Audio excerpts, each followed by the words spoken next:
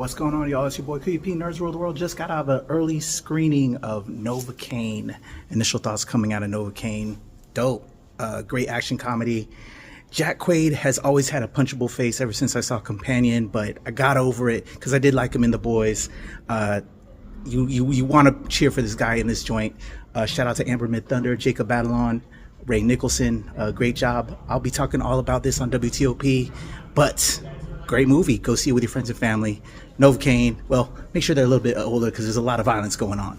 But definitely recommend Novocaine. Your boy QP, Nerds Rule the World. Y'all, it's Heather Hurt with the NRW, and I just got out of a press screening of Novocaine. And I went in, honestly, not sure how I was going to feel. I was concerned that this movie was going to be over-actioned with too much blood because it's based on a character who can feel absolutely nothing. And I was honestly pleasantly surprised. This is a fun, silly popcorn action flick where they allow the character to develop and grow in silly but fun ways. Will warn you though, it does get pretty graphic, especially if you're I'm terrified of hands. Please don't do anything with hands, and they do a lot of that. But other than that, it's a fun popcorn flick.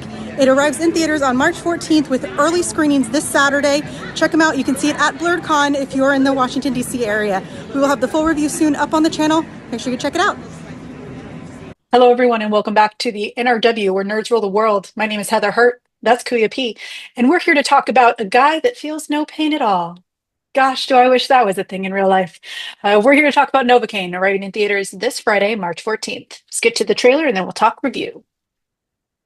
So, what's your deal? My deal? I'm just a regular guy with a regular job, but I've got this condition where I don't feel pain. Hey, there we go. Oh my god, you're a superhero. No. Can you feel this? Definitely feeling something. Last night was amazing. Get on the ground! Open the vault! Cops are here early! We need a hostage. Let's move! Oh my god, what am I doing?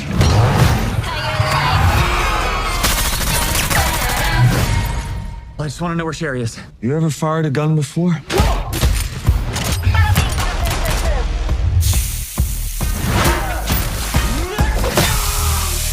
So those are definitely third degree, so you're gonna want to run it under some cool. Look at you, now look at me. Look at you, now look at me. How you like? Hey man, you okay? Why don't you just call the police? Do you think I'm in on this? Manslaughter, grand theft auto. Do you know what it's like to wait your whole life to meet someone? Someone who finally gives your life meaning? Would you wait around for someone else to save her? Or would you do it yourself? What the fuck is that? Hands up! Oh, sorry. It's fine.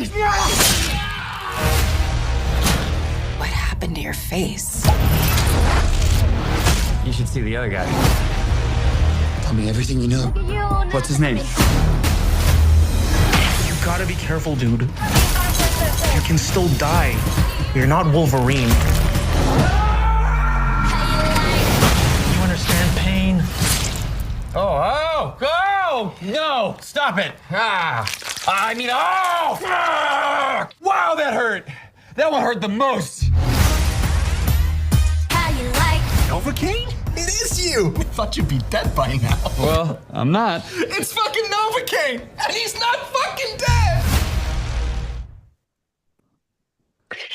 That is the trailer for Novocaine, arriving in theaters this week. It was directed by Dan Berk and Robert Olsen, with writing by Lars Jacobson. As always, we're going to start with the cast first. Jack Quaid, the Nepo baby of the hour, is, there's two in this movie. We're going to talk about that. It plays Nathan Kane. Amber Midthunder, who plays Sherry, who Kuya P and I are big fans of. Ray Nicholson, Nepo baby number 2, is Simon, and I'm just going to joke on that. I'm just going to joke the crap out of it. Jacob Batalon, who plays Roscoe, and I've got thoughts. Betty Gabriel, who plays Detective Mincy. Matt Walsh, who plays Detective Coltrane. Conrad Kemp, who plays Andre, and Evan Hanks, who plays Ben. Those are the main cast. Of course, it takes a village to make a film. There was a lot for this movie. There was a whole lot for this film. So credit to everyone. Choreography, cinematography, like there was a lot happening. As we go into the review and as we talk about the film, please know this will be a spoiler-free review because the movie hasn't come out yet, and we want to be nice, and also we don't want the production company mad at us. We want to keep a good relationship. So with that being said, the plot is very simple. A man who can feel no pain due to a genetic disability falls in love with a young girl that works with him at a bank. The bank gets robbed, and they take a hostage, and the hostage is, of course, the girl that he has fallen in love with. He then goes on a one-man crusade to get her back. He has no, police background. He's just a guy who just can't feel jack shit. And with that being said, Kuya, what were your initial thoughts of this film? When we did we do the trailer reaction to this, or was it with the other team? I can't remember. No, we did. You and I did this. Did this one, I believe. So from the trailer, I was interested. Love Jack Quaid from The Boys. Started not liking him. Well, like him, his character. I saw this film called The Companion, which is a great film, and Jack Quaid's marvelous in it. But he plays such a dick that you hate him. And then so that just becomes your image. He's just doing his job. He's wonderful in it. He's playing the role, but God, I hate him. And now I gotta love him again. And so my thought was, okay, I was feeling that we're making him the superhero now. So that just was a thought from the trailer. Amber Midthunder, as Heather said, love her. We need a Prey too.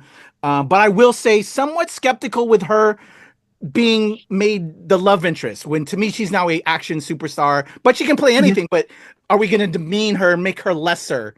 And is Jack Quaid just going to be the one that protects her? You know what I'm saying? When I know she can hold her own. So I was feeling some kind of way about that, but just happy to see her working, because again, I need her working.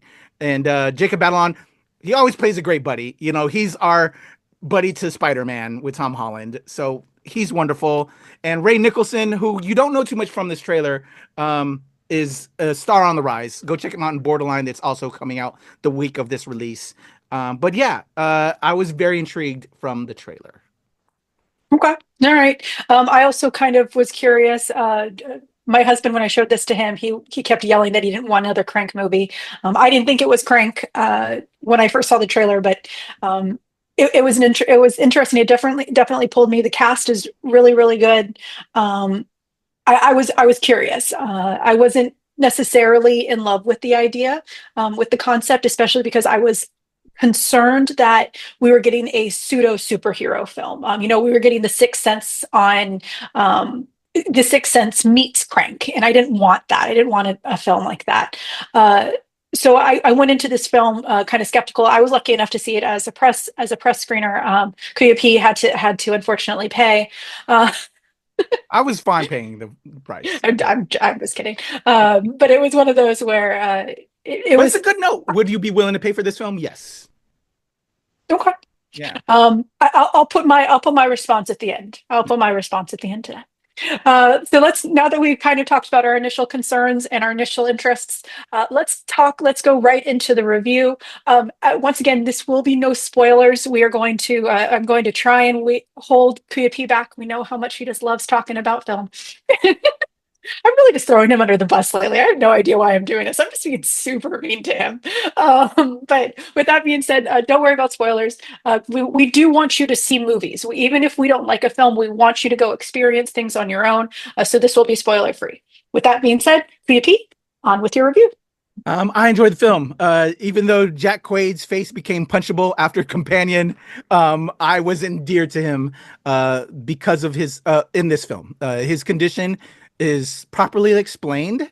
I love how it is explained, and then it builds a connection with Amber Midthunder's character, who becomes his love interest. And then there's a very special moment that I won't spoil when they're building their relationship that is very touching, in how we don't ever know who the true everybody has a backstory that they don't always put out into the world. So you instantly, from that moment, care about both of these characters, and you understand why both of them why one of them will do anything for this person once they once things happen, and I really appreciated that moment.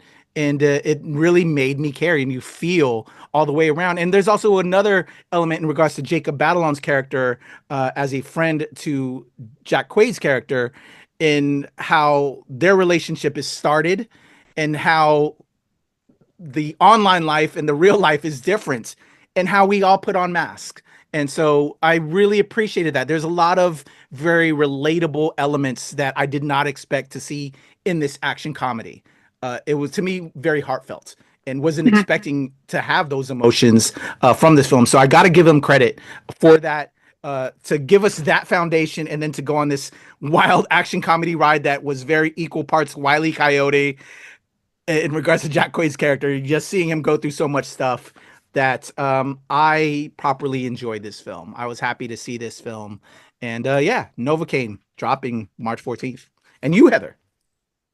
I mostly agree with everything you said. And I'll get to the mostly in a second. One of the things that I walked into this film concerned about is that they were going to do one of two things. They were going to make him a superhero with this genetic disease, with this disability, or they were going to go the exact opposite way and make this so goofy that they were making fun of a disability. And we don't want either of those situations. The good news is they did carefully walk the line of a man has a dangerous, life-threatening disability and how he could use that to his advantage. Of course, they did at times, and they did at times make it a joke, but it was a very relatable way to make a joke. Like, I have a mental disability that I will joke about for my own self-deprecation, to make myself kind of uplift my own problems. And it kind of felt like that. It felt like he was just like, oh shit, again.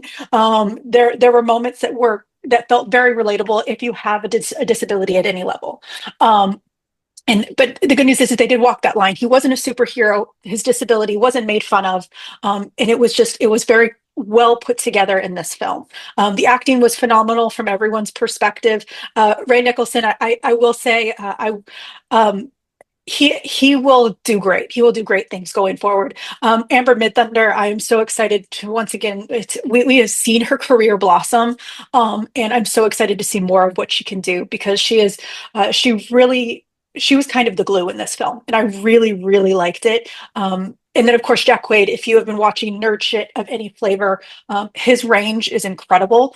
He took his dad's talent and fucking ran with it. So when we joke about Nepo babies, because there are quite a few of them in the corporate world that are awful, but it seems like in the film industry, they are surviving and thriving. It's incredible. The Skarsgårds did take most of the talent, I'm going to say that, but everyone else got a good chunk. However, because I'm always the sad point here. QUP is always the positive. I'm always the negative.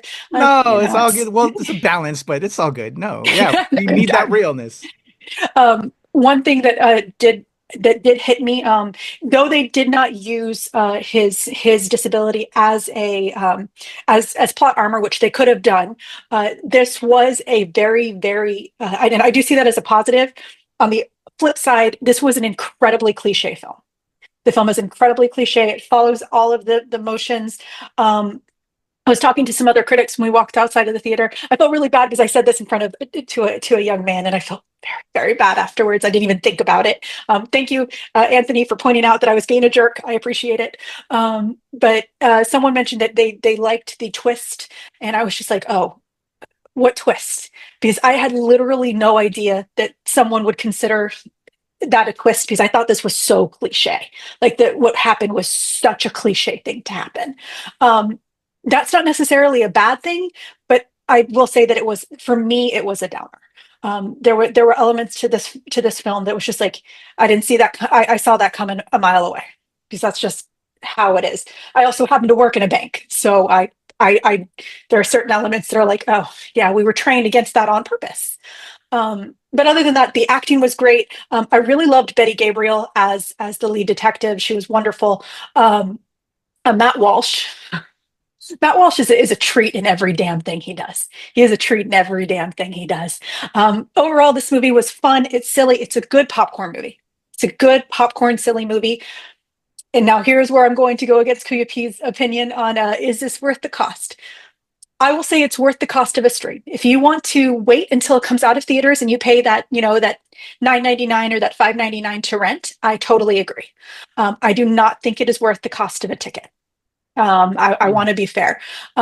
It was just the clichéness kind of tore it down for me.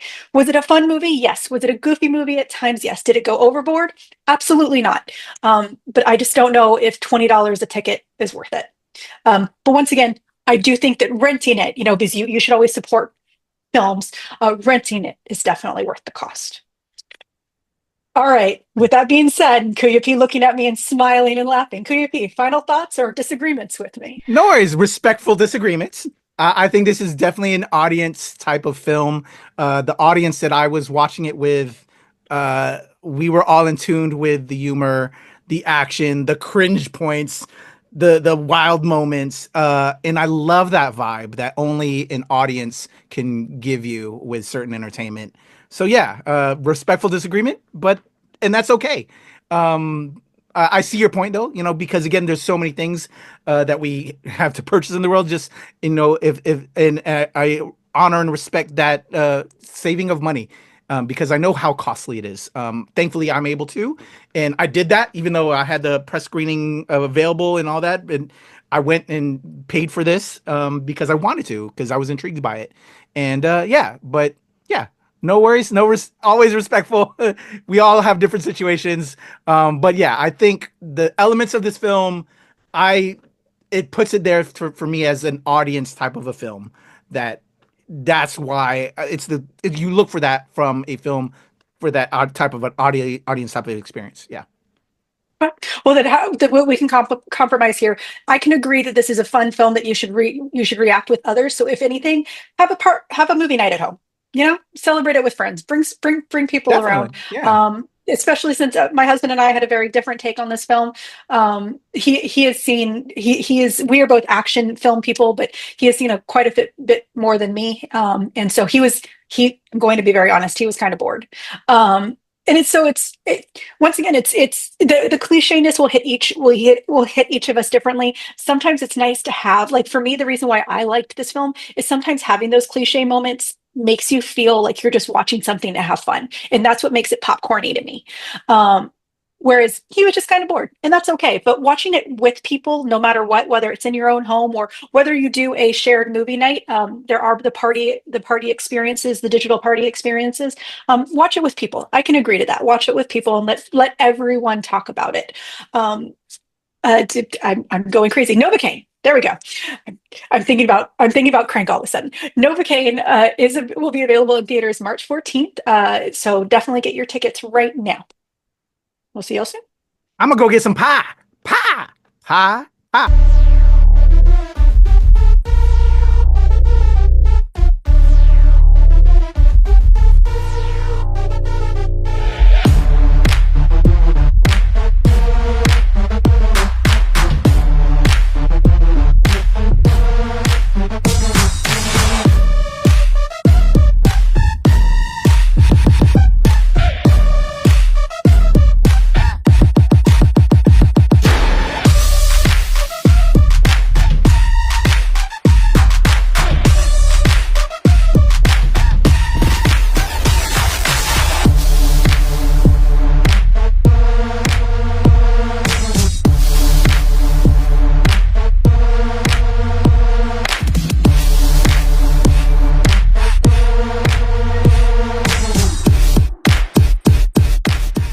Nerds rule the world.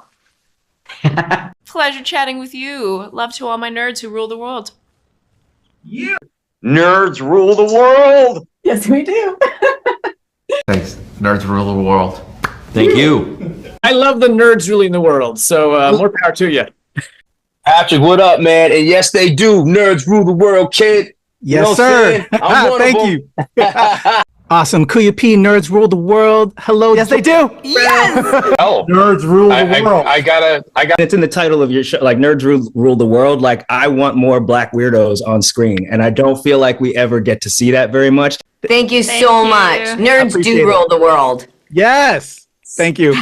Thank you, nerds rule. Love it. Hello, Sarah. Hello, Julian. Yes, nerds rule. Yes, Rock on. I love it. Thank you so much.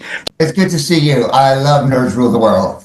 But yeah, there's a heavy nerd component, man. Yeah. And at the end of the day, if you ask me, nerds rule the world. So Absolutely. And you're right. Nerds do rule the world. We're just the best. Yes. Thank you, ladies. So much. Yes. Thank you, guys. Bye. It's your boy QUP, Nerds Rule the World. Thank you so much, guys. I appreciate you. do. They rule the world all right. Yes. Take care, Tony. Thank you, guys.